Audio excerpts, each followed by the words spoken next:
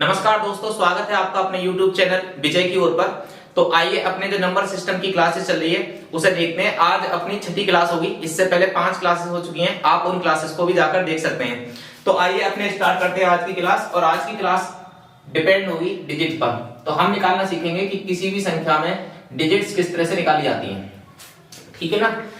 तो डिजिट समझने, इसे निकालने से पहले हम क्या करेंगे, सबसे पहले हम समझेंगे कि डिजिट कौन सी होती है, डिजिट कितनी होती है। तो देखो, एक शब्द होता है डिजिट, ठीक है ना। एक शब्द होता है डिजिट, इसे हिंदी में बोलते हैं अंक। और एक शब्द होता है नंबर,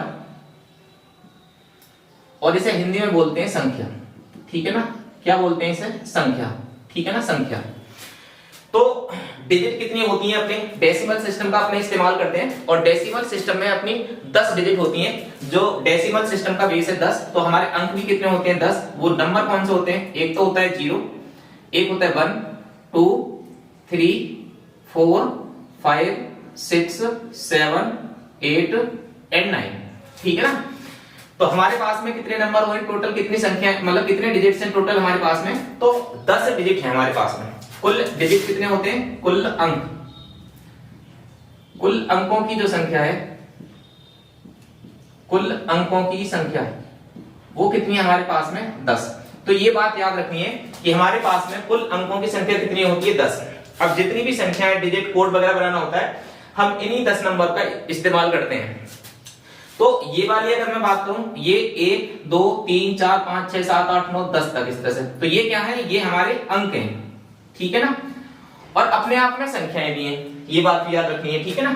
अब जैसे संख्या है, तो संख्या कौन सी होती है? जैसे मान लो आपसे मैंने लिख दिया 5, ठीक है ना। मैंने आपसे लिख दिया 6, मैंने लिख दिया आपसे 7। तो ये क्या है? ये इसमें संख्याएं कितनी है? तो हम कहेंगे भी संख्या भी कितनी है, इसमें संख्या की काउंटिंग भी कितनी है? 1 है। और मैं बोलूं कि भी अंक कितने हैं, तो इसमें अंक की संख्या भी कितनी है? अंक भी 1 ही है।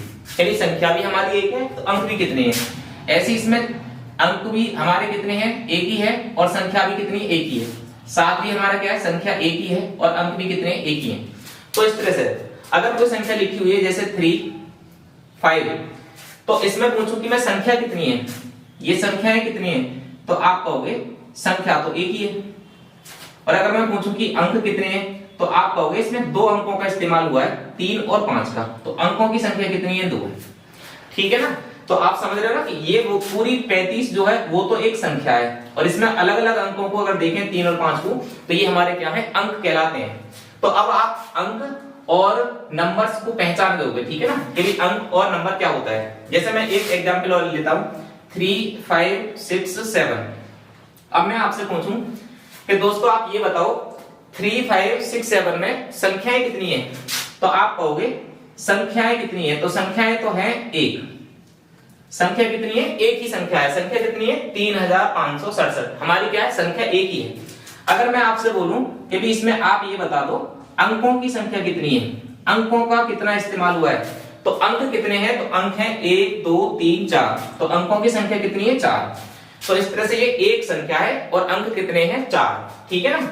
ऐसे मैं आपसे पूछूं कि भी एक नंबर है 6, 8, 5, 6, 7, 2। अब मैं आपसे पूछूं कि भी इसमें संख्याएं कितनी है, तो आप कहोगे संख्या तो ये 1 ही है।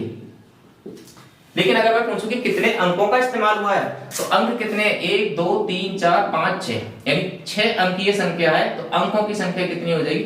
अंक हो जाएंगे 6, ठीक है ना। आप समझ रहे हो ना।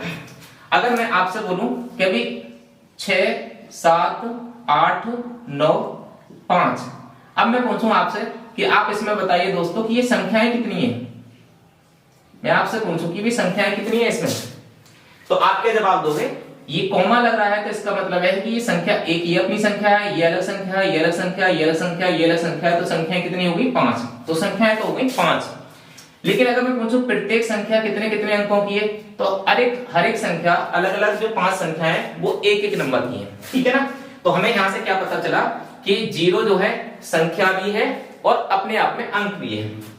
1 अगर मैं पूछूं तो ये संख्या भी है 1 और एक अंक भी है। अगर मैं पूछूं कि भी 2 क्या है, तो 2 संख्या भी है, अंक भी है, ठीक है ना। इतनी बात आपको समझ में आ गई होगी। इसी तरीके से अगर मैं आपसे बोलूं कि भी ये 1, 2, 3, 4, अब ये क्या है, तो ये क्या है? संख्या 1 है। इसमें संख्या कितनी है? 1 है। लेकिन अगर मैं पूछूं कि अंक कितने हैं, तो अंक कितनों का इस्तेमाल हो रहा है, अंक है इसमें 4। ठीक है ना, ये वाली बात आपको समझ में आ रही होगी। ठीक है ना, तो इसी पे आधारित अपनी एक्सरसाइज है वो हमें समझनी है बिल्कुल सही तरीके से और बिल्कुल बेसिक लेवल से। तो ये चीजें आपको समझ में आ गई होंगी और आपको पहले से ही इन चीजों के बारे में जानकारी होगी। ठीक है, अब थोड़ी सी जानकारी मैं और बता दे रहा हूं। देखो एक दो सवाल इस तरह से भी आते हैं। एक टर्म्स है अपनी प्लेस वैल्यू, इस टॉपिक पर भी आते हैं। एक टर्म है प्लेस वैल्यू और दूसरी टर्म है प्लेस वैल्यू को हिंदी में क्या बोलते हैं, स्थानीय मान। ठीक है ना, क्या बोलते हैं इसे, स्थानीय मान। स्थानीय मान और दूसरा क्या वैल्यू होती है, दूसरी होती है फेस वैल्यू। फेस वैल्यू इसे बोलते हैं आंकिक मान। आंकिक मान या फिर इसे दूसरी भाषा में बोलते हैं इसे जातीय मान बोलते हैं। ठीक है ना, क्या बोलते हैं इसे, जातीय मान।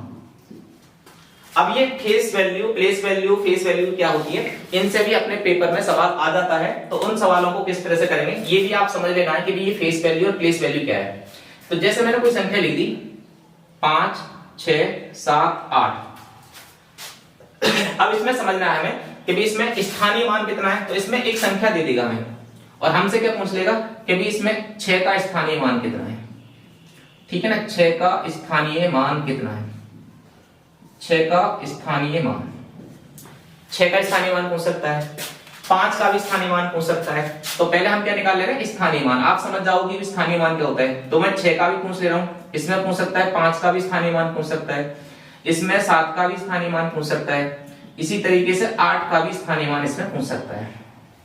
तो स्थानीय मान का मतलब होता है कि जो संख्या है वो किस स्थान पर रखी हुई है, तो उसका स्थान बता देना है। ये कौन सा स्थान है, इकाई वाला स्थान है। ये कौन सा स्थान है, दहाई वाला है। ये सैकड़े वाला है और ये कौन सा है तुम्हारा, हजार वाला है। तो कौन से स्थान पर बैठा है वो नंबर। तो जैसे मैं 6 का स्थानीय मान निकालूं तो कितना बताऊंगा कि भी 6 कौन से नंबर पे बैठा हुआ है, तो सैकड़े के नंबर पे बैठा हुआ है। तो सैकड़े से इसकी गुणा करा देंगे 6 से, तो कितना आ जाएगा अपना 600 आ जाएगा। या फिर आसान तरीके में कैसे निकालेंगे, इसे सबसे पहले जिस अंक का स्थानीय मान पूछ रहा है उस अंक को लिख लेंगे। कितने का पूछ रहा है, 6 का, तो हमने क्या लिख लिया, 6 लिख लिया। अब इसके बाद में इससे आगे कितनी संख्या है, 2 संख्या है, तो 2 ही क्या लगा देंगे, 0 लगा देंगे और इस तरह से हमारा स्थानीय मान 6 का निकल जाएगा। ठीक है ना, इसी तरीके से 5 का अगर हम स्थानीय मान निकालेंगे तो 5 के आगे कितनी संख्या है, तो 1, 2, 3, तो कितनी संख्याएं पड़ी, 3। तो हम क्या करेंगे, 5 के आगे कितने 0 लगा देंगे, 3 0 लगा देंगे, तो ये हमारे 5 का स्थानीय मान आ जाएगा। ठीक है ना, इसी तरीके से अगर हम पूछें कि 7 का स्थानीय मान कितना होगा, तो आप कहोगे 7 के आगे तो एक ही संख्या है, तो एक ही 0 लगा दे रहे, तो 7 का स्थानीय मान कितना हो जाएगा, 70 हो जाएगा। अगर 8 का स्थानीय मान पूछे तो 8 का स्थानीय मान कैसे निकालेंगे, अब 8 ही लिख देंगे। अब 8 के आगे कोई संख्या ही ना है तो हम क्या करेंगे, कुछ भी ना लिखने के, 8 का स्थानीय मान कितना हो जाएगा, 8 ही हो जाएगा। यानी एक बात आपको नोट करके याद रखनी है, जो अगर किसी भी संख्या का इकाई अंक है और उसका हम स्थानीय मान निकाल रहे हैं, तो इकाई अंक का स्थानीय मान उस संख्या के बराबर ही आता है या उस अंक के बराबर ही आता है जो इकाई अंक पे नंबर बैठा होता है, जो इकाई अंक पे अंक बैठा होता है। ठीक है ना, तो इकाई अंक पे जैसे आप याद रखोगे, इकाई अंक पर या इकाई स्थान पर, इकाई वाले इकाई अंक पर जो अंक होगा, जो अंक होगा उसका स्थानीय मान, स्थानीय मान वही अंक होता है। ठीक है ना, वही अंक होता है। यानी इकाई स्थान पे जो होता है, जो नंबर, जो अंक बैठा होगा इकाई स्थान पर, वही उसका क्या होगा, स्थानीय मान होगा। ठीक है ना, तो इस तरह से आप स्थानीय मान निकालना सीख जाओगे। ठीक है ना, आराम से स्थानीय मान निकालोगे। अब जैसे मान लो इसमें स्थानीय मान तो आप निकालना सीख गए, अगर इसमें पूछता कि भी जातीय मान बता दो, जातीय मान किस तरह से निकालते हैं, तो ये कौन सा हो गया, स्थानीय मान। ठीक है ना, प्लेस वैल्यू निकालना। अब जैसे मान लो हमसे पूछा होता है 6, 7, 8, 9, इसमें बता दो 6 की फेस वैल्यू बता दो, 6 का आंकिक मान बता दो। ठीक है, तो हम क्या निकालना है, 6 का आंकिक मान। तो आंकिक मान क्या याद रखना है, आंकिक मान क्या होता है, आंकिक मान होता है जो उसका फेस है, फेस पे जितना नंबर लिखा हुआ है वही, मतलब 6 का फेस कितना है, 6 ही लिखा हुआ है, 6 पे हमें 6 ही तो दिखाई देगा लिखा हुआ, तो इसका मतलब है कि 6 का आंकिक मान कितना होगा, 6 ही होगा। 7 का अगर निकालना है तो कितना होगा, 7 का फेस वैल्यू कितनी होगी, 7 की फेस वैल्यू कितनी होगी, 7 ही हो जाएगी। 8 की फेस वैल्यू कितनी हो जाएगी, तो 8 की फेस वैल्यू 8 ही हो जाएगी। और 9 की फेस वैल्यू कितनी हो जाएगी, तो 9 की फेस वैल्यू कितनी हो जाएगी, 9 ही हो जाएगी। तो फेस का मतलब है कि जो अंक का, जिस अंक का फेस पूछा जा रहा है, जिस अंक की आंकिक वैल्यू पूछी जा रही है, जाति मान पूछा जा रहा है, तो वो अपने आप में खुद अपना ही आंकिक मान लेके बैठा होगा, ठीक है ना। तो इस तरह से आपसे ये चीजें पता होना चाहिए कि भी प्लेस वैल्यू क्या है, फेस वैल्यू क्या है। आसान सा क्वेश्चन आएगा, आप आराम से लगा सकते हो इस तरह क्वेश्चन को, ठीक है ना। तो चलो एक आध क्वेश्चन इस तरह से देखते हैं कि कैसे प्रश्न इससे बनते हैं इस टॉपिक से। तो इस तरह से क्वेश्चन देखो आ सकते हैं दोस्तों इस पर, कि जैसे मान लो 8, 5, 6, 7 में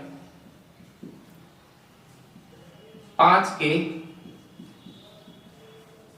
के स्थानीय मान, 5 के स्थानीय मान, 5 के स्थानीय मान तथा 6 के आंकिक मान का गुणनफल कितना होगा, आंकिक मान का गुणनफल कितना होगा। तो दोस्तों अगर इस तरह का सवाल आता है तो आप इस सवाल को तभी कर सकते हो जब आपको सही तरीके से स्थानीय मान और आंकिक मान निकालना आता होगा, ठीक है ना। तो अब देखो अगर आपको ये पता है कि स्थानीय मान क्या है, आंकिक मान क्या है, तो फिर सवाल करना बहुत ही आसान है, ठीक है ना। तो हमें कम से कम अगर पेपर में जा रहे हैं तो ये चीज पता जरूर हो कि भी स्थानीय मान क्या होता है और आंकिक मान क्या होता है।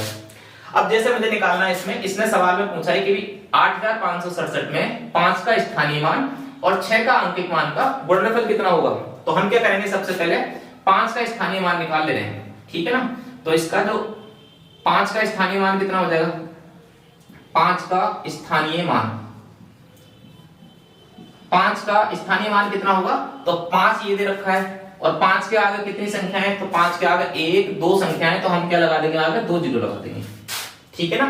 तो ये क्या निकाल लिया हमने, 5 का स्थानीय मान। इसके बाद में क्या पूछ रहा है, 6 का आंकिक मान पूछ रहा है, तो हम क्या निकालेंगे, 6 का आंकिक मान, 6 का आंकिक मान। अब 6 का आंकिक मान निकालेंगे तो कितना होगा, आंकिक मान क्या होता है, फेस वैल्यू वही होती है जो अंक जितना नंबर दिखाएगा आपके लिए, ठीक है ना। जैसे 6 है तो 6 का आंकिक मान कितना होगा, 6 ही हो जाएगा, तो इसका हम लिख देंगे 6। अब हमें क्या करना है, आंकिक मान का क्या करना है, गुणनफल करना है, और स्थानीय मान का और आंकिक मान का गुणनफल कर देंगे तो हमारा आंसर आ जाएगा। तो 500 की और 6 की गुणा करेंगे तो कितना आंसर आ जाएगा, 5 36 और 2 जीरो आगे लग जाएंगे तो कितना आंसर हो जाएगा, 3000, ठीक है ना। तो दोस्तों इस तरह के सवाल पेपर में आते हैं, आपको सबसे पहले ये पता हो कि स्थानीय मान और आंकिक मान क्या है, फिर आप आराम से किसी तरह का सवाल कर सकते हो, ठीक है ना। चलो और देखते हैं इस तरह के सवाल को है। आप ये सवाल आराम से करिए और इस तरह से आप समझ में आ गया होगा। अगर कोई चीज समझ में ना आती है तो आप दोबारा से इस वीडियो को रिपीट करके चला सकते हो, ठीक है ना। जैसे एक सवाल और करते हैं, 7 2 5 4 6 में 2 के स्थानीय मान, ठीक है, 2 के स्थानीय मान तथा 4 के जातीय मान, ठीक है ना, 4 के जातीय मान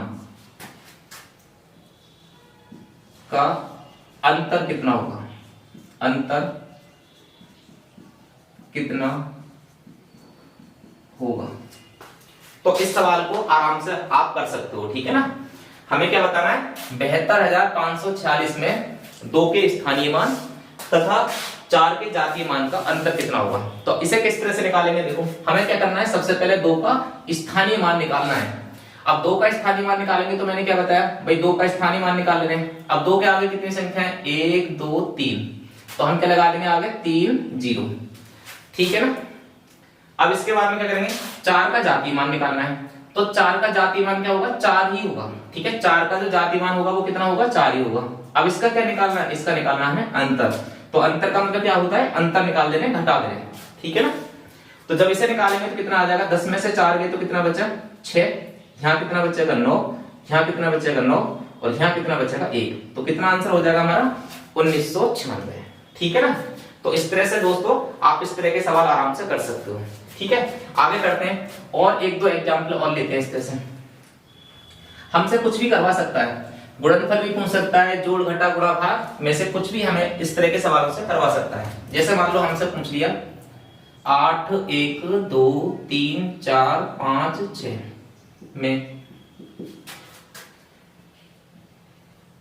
2 के स्थानीय मान, 2 के स्थानीय मान तथा 2 के स्थानीय मान को 2 के स्थानीय मान को 8 से 8 के आंकिक मान से 8 के आंकिक मान से भाग देने पर शेषफल कितना प्राप्त होगा, शेषफल कितना प्राप्त होगा, शेषफल कितना प्राप्त होगा। ठीक है ना। तो इस तरह का सवाल उनसे पेपर में आ सकता है। तो इसे किस तरह से करेंगे, ये वाली संख्या दे रखी है हमारे लिए और इसमें हमें क्या बताना है, 2 के स्थानीय मान को 8 के आंकिक मान से भाग देना है, तब आंसर बताना है। तो हमें सबसे पहले क्या निकालना है, 2 का स्थानीय मान। अब 2 का स्थानीय मान कैसे निकालेंगे, जैसे 2 आ गया, अब 2 के आगे कितनी संख्या है, 1 2 3 4, तो हम क्या लगा देंगे 3 4 संख्या है, 1 2 3 4, तो 4 जीरो लगा देंगे। ठीक है ना, ये क्या निकाल दिया हमने 2 का स्थानीय मान। अब क्या करना है, 8 का आंकिक मान निकालना है। तो 8 का आंकिक मान कितना होगा, आंकिक मान वही संख्या होती है जिसका पूछा जाता है, तो 8 का आंकिक मान कितना हो जाएगा, 8 ही हो जाएगा। अब 8 के आंकिक मान से क्या करना है, भाग देना है, तो हमें क्या करना है, इससे भाग। ठीक है, 8 के आंकिक मान से क्या करना है, भाग करना है और फिर बताना है कि शेषफल कितना होगा। तो शेषफल मतलब इससे भाग देने के बाद में शेष कितना बचेगा। तो देखो दोस्तों, आपको पता होगा अगर हम 8 से भाग दे रहे हैं और लास्ट के अगर 3 संख्याएं अगर 8 से पूरी पूरी कट जाती हैं तो वो संख्या भी पूरी पूरी कट जाएगी।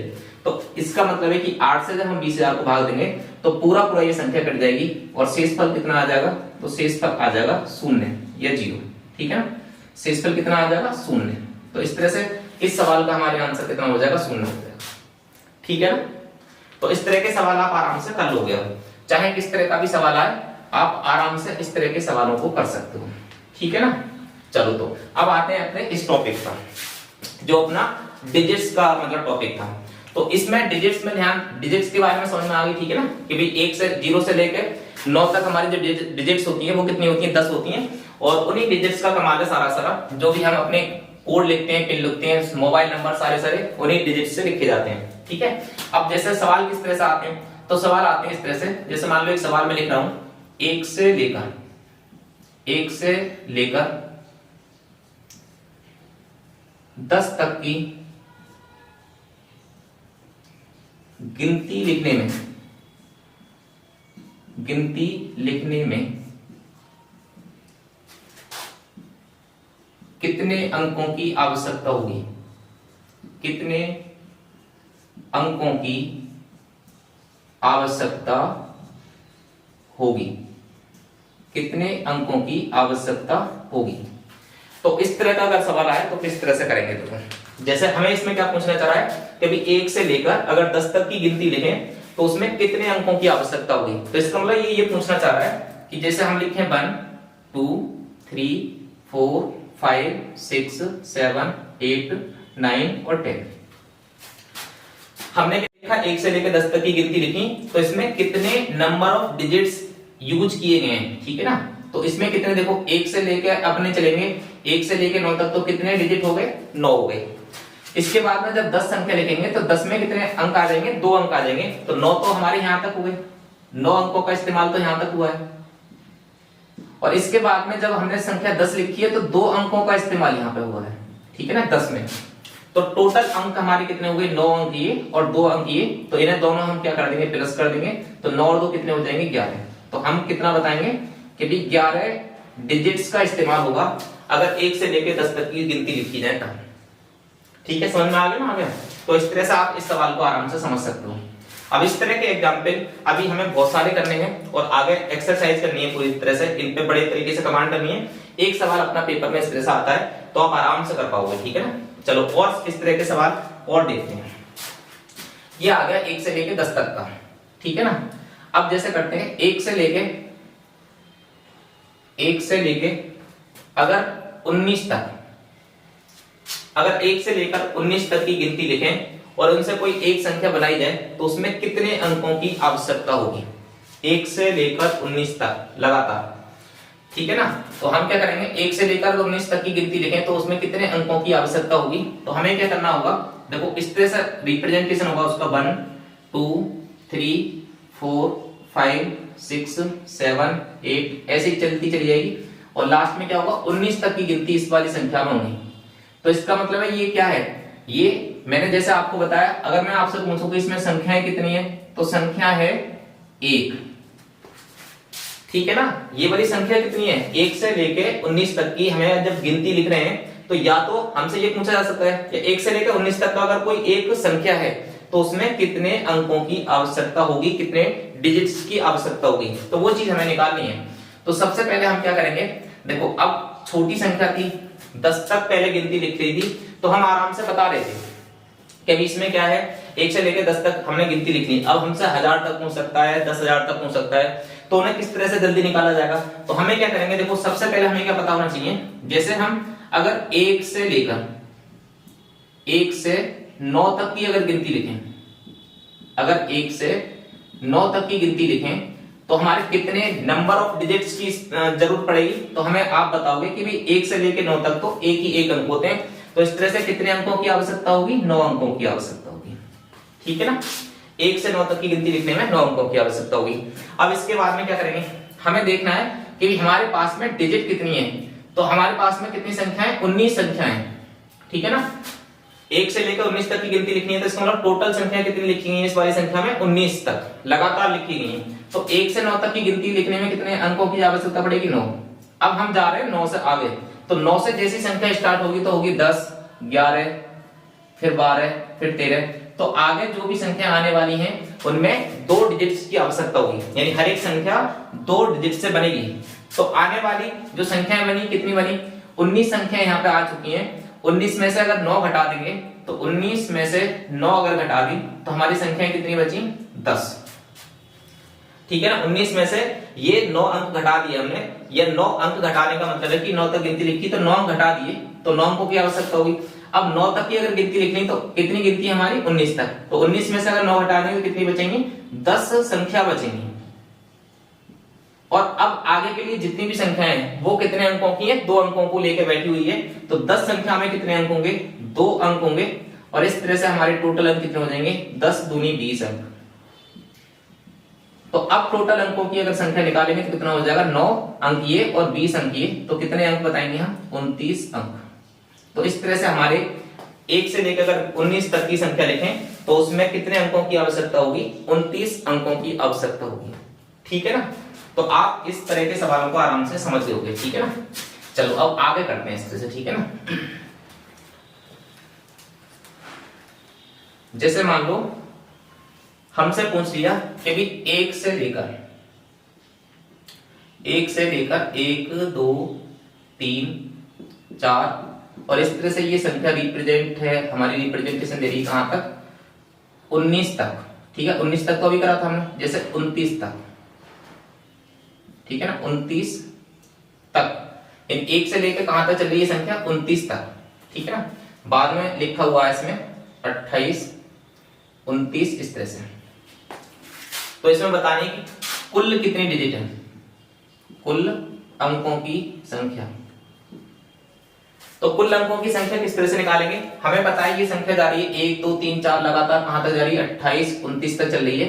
तो इसमें हम क्या करेंगे, सबसे पहले हमें पता है 1 से लेकर अगर 9 तक गिनती लिखेंगे, 1 से 9 तक,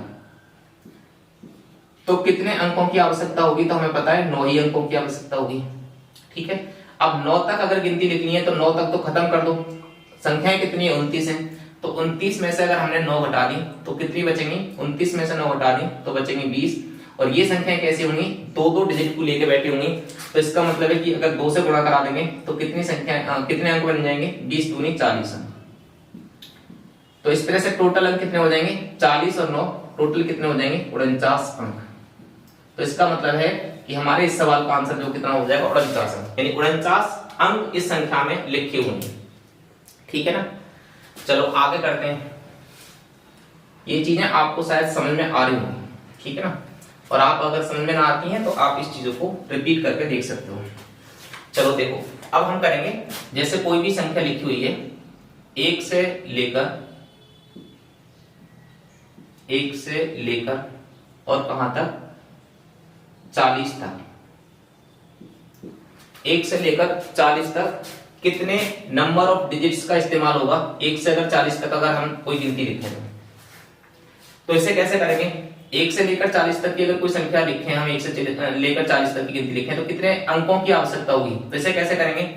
इसका मतलब है कि हमें 1 से लेकर 9 तक की जो संख्याएं हैं उसमें कितनी डिजिट्स इस्तेमाल हो रही हैं? तो 9 डिजिट का इस्तेमाल हो रहा है या फिर 9 अंकों का इस्तेमाल हो रहा है।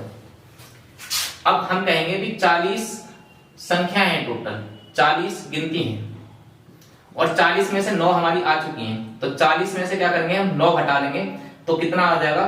40 में से जैसे हम 9 घटाएंगे तो कितना बचेगा? 31। अब जो 31 संख्याएं बैठी हुई हैं वो 2-2 अंकों को लेके बैठी हुई हैं, तो 2 से अगर गुणा करा देंगे तो कितने अंकों का इस्तेमाल होगा? 2 × 1 = 2 और 2 × 3 = 6, तो 62 अंक यहाँ हो गए, 62 डिजिट। ठीक है ना, अब टोटल डिजिट कितनी हो जाएंगी? तो 62 और 9 जोड़ देंगे तो कितना हो जाएगा? ये 62 और 9 हो जाएगा 71। ठीक है ना, तो आप समझ रहे हो ना कि इस तरह से हमने टोटल अंक कितने कर लिए? 71 अंक। ठीक है ना, तो ये कहां तक है? 1 से लेकर 40 तक की। चलो और आगे करते हैं। इस तरह से आप इन चीजों को आराम से समझ पा रहे होगे। जैसे अगर मैं आपसे बोलूं कि भाई 1 से लेकर अगर हमसे पूछ रहा है कि 69 तक गिनती लिखने में कितने अंकों की जरूरत पड़ेगी, तो इसे किस तरह से निकालेंगे? कहां तक पूछ रहा है? 1 से लेकर 69 तक, तो हम क्या करेंगे? 1 से लेकर 9 तक की जो संख्या होंगी इसमें कितने अंक पड़े? 9 अंक। और अब हम क्या करना है? 69 में से 9 घटा देंगे तो कितनी संख्या बचेंगी? 60। और 60 संख्या कितने अंक लेके बैठी है? 2-2 अंक लेके बैठी है, तो इसको कितने अंक होंगे उनके पास में? 120 अंक। तो इस तरह से हमारे टोटल अंकों की संख्या कितनी हो जाएगी? 120 + 9, तो कितना आंसर हो जाएगा? 129 अंक। ठीक है ना, आप समझ गए होंगे इस तरह से। ठीक है, चलो और करते हैं इस तरह से थोड़े से सवाल। आइए दोस्तों, इस तरह के और भी सवाल करते हैं ताकि आपके और अच्छे तरीके से ये कॉन्सेप्ट क्लियर हो जाए। तो जैसे अपने एक सवाल लेते हैं, 1 से 99 तक, 1 से 99 तक की गिनती लिखने में कितने अंकों की आवश्यकता होगी? कितने अंकों की आवश्यकता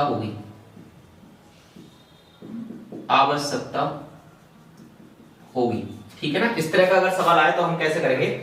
तो आप जानते हो दोस्तों, इसी तरह से जैसे हम करते आ रहे हैं कि अभी 1 से लेकर अगर 9 तक की संख्याएं लिखें, 1 से अगर 9 तक की गिनती लिखी जाती है, 1 से 9 तक की गिनती लिखने में तो कितने अंकों की जरूरत होती है? तो हम बताते हैं कि भी 9 अंकों की जरूरत होती है, क्योंकि हर एक संख्या 1-1 अंक की होती है। अब 10 से लेके आगे तक, यानी 99 में से 9 घटा दो तो कितनी बचेंगी? 99 में से 9 घटा दें कितनी बचेंगी? 90। यानी अगर हम 99 तक देखेंगे तो 10 से लेके 99 तक जो संख्याएं पड़ेंगी वो सारी संख्याएं 2 डिजिट की होंगी। ठीक है ना, तो कितनी बचेंगी? 99 में से 9 घटा देंगे तो कितनी बचेंगी? 90 संख्याएं। अब ये 90 संख्याएं 2 अंकों की हैं। 90 संख्याएं कितने अंकों की? 2 अंकों की हैं। तो इस तरह से टोटल अंकों की संख्या कितनी हो जाएगी? 9 दूनी 18, तो कितना हो जाएगा? 180 अंक। अब इस तरह से कुल अंकों की संख्या कितनी हो जाएगी?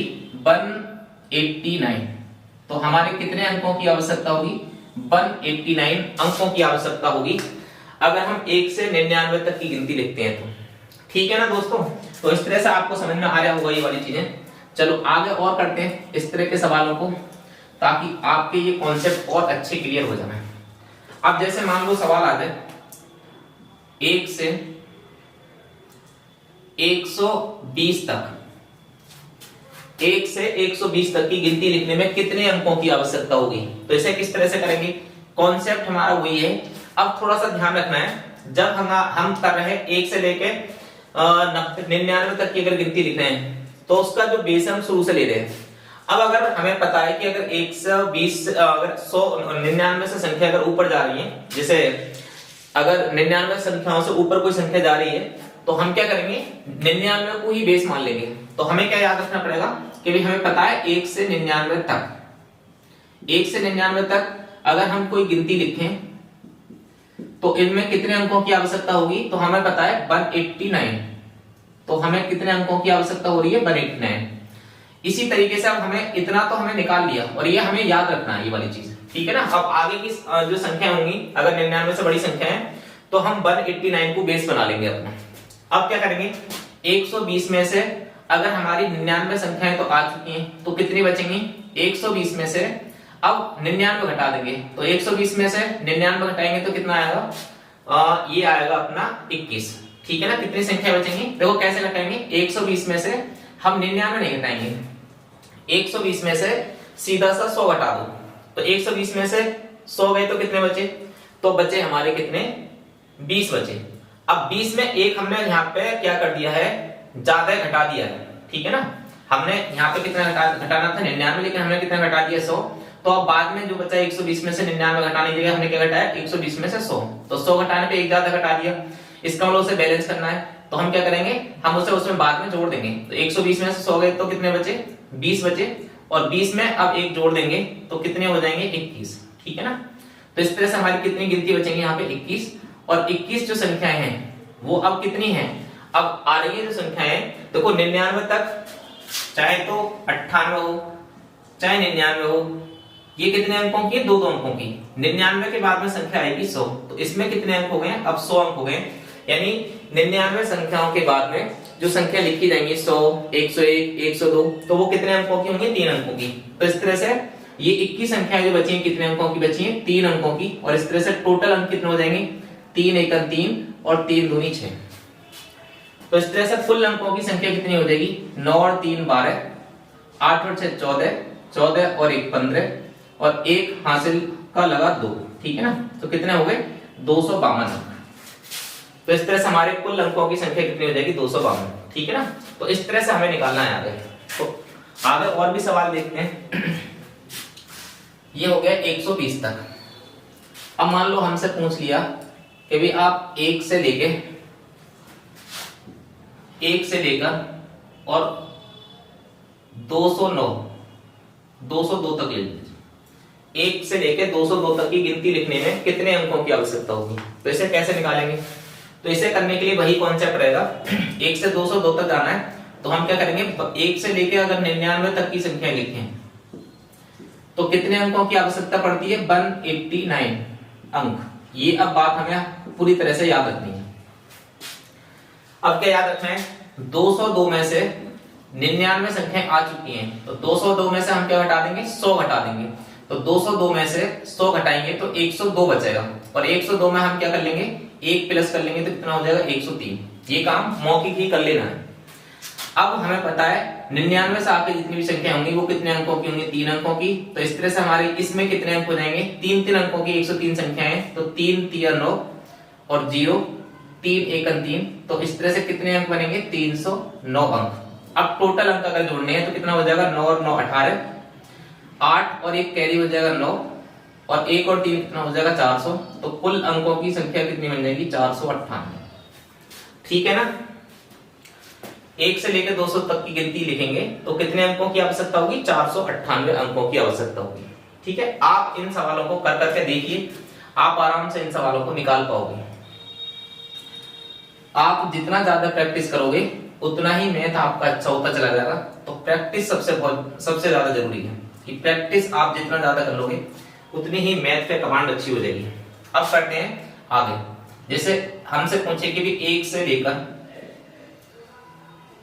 299 तक, 1 से लेकर 299 तक की अगर गिनती लिखें तो कितने अंकों की आवश्यकता होगी। तो कैसे करना है, वही पुराना फंडा है अपना। 1 से 99 तक का बेस बना लेंगे। तो 199 तक की अगर गिनती लिखेंगे तो कितने अंकों की आवश्यकता होगी? हमें पता है 189 अंकों की आवश्यकता होगी।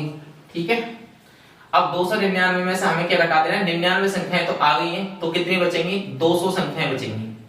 और ये 200 संख्याएं जो हैं, प्रत्येक संख्या 3 अंकों की है, तो ये 200 संख्याएं कितने अंकों की होंगी? 3 अंकों की। तो कितने अंक बन जाएंगे? 200 तिया 600, तो टोटल अंक कितने हो जाएंगे? 789। ठीक है ना, इस तरह से इस सवाल का आंसर कितना हो जाएगा? 789। ठीक है ना, 1 से 299 तक की गिनती लिखने में 789 अंकों की आवश्यकता होगी। ठीक है ना, तो इसी तरीके से आप अन्य सवाल आराम से करोगे। ठीक है, कुछ और एग्जाम्पल देखते हैं। जैसे ये 299 तक अभी हमने कराया, अब करते हैं 1 से लेकर 309 तक। 1 से लेकर 309 तक अगर गिनती लिखेंगे तो कितने अंकों की आवश्यकता होगी? तो हमें पता है 1 से 99 तक की अगर गिनती लिखते हैं तो कितने अंकों की आवश्यकता होती है? 189 अंक। और 309 में से अगर हम 99 घटा देंगे तो हमने क्या बताया? 309 में से कितना घटाएंगे? पहले 100 घटाएंगे, तो 300 में से 100 घटाएंगे तो बचेगा 209, और 209 में 1 जोड़ देंगे तो कितना आ जाएगा? 210। ठीक है ना, तो 210 संख्याएं कितने अंकों की बचेंगी? 3 अंकों की। ठीक है, ये चीज तो आप समझ गए होगे ना कि अभी 309 में से मैं 100 क्यों घटा रहा हूं? क्योंकि यहाँ पे फालतू घटा रहा हूं, क्योंकि 99 संख्या आ गई तो 100 घटाना आसान रहेगा। 309 में से जब 100 घटाएंगे तो आराम से घटा देंगे। 309 में से 100 गए तो कितने बचेंगे? 209। 309 में से 100 घटे तो 209। अब हमने एक फालतू घटा दिया तो वो हमने यहाँ पे जोड़ दिया है 210। ठीक है ना, अब 210 कितने अंकों की संख्या? ये 210 जो संख्या है वो कितने अंकों की है? 3 अंकों की एक संख्या है। तो इस तरह से इसकी गुणा कराएंगे तो 210 की कितने हो जाएगी? ये 0, 3 1 3 और 3 दूनी 6, तो कितने अंक बनेंगे यहाँ पे? 630 अंक। और इस तरह से कुल अंकों की अगर संख्या निकालेंगे, कुल अंक निकालेंगे टोटल, तो कितने